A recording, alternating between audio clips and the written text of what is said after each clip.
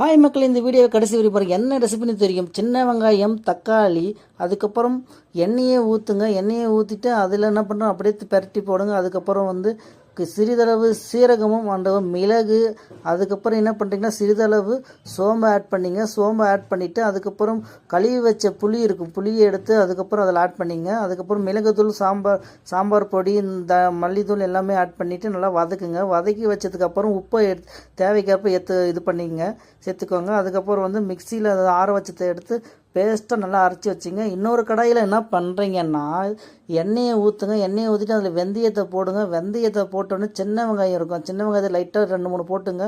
அதுக்கப்புறம் கருவேப்பிலையை போடுங்க. அதுக்கப்புறம் என்ன பண்ணுறீங்க, இஞ்சி பூண்டு பேஸ்ட் இருக்கும், அதை கொஞ்சம் லைட்டாக அடிப்பிடிக்காத நல்லா வதக்குங்க. வதக்கிட்டு அப்புறமா பேஸ்ட்டாக அரைச்சி வச்சதை எடுத்து ஊற்றிடுங்க. அதுக்கப்புறம் கொதிக்கும். நல்லா கொதிக்கிறதுல மெயினை எடுத்து போடுங்க. அவ்வளோதாங்க. இன்றைக்கி நம்ம மீன் குழம்பு செஞ்சு வச்சுக்கு சண்டே சமையல். பாய் பாய்.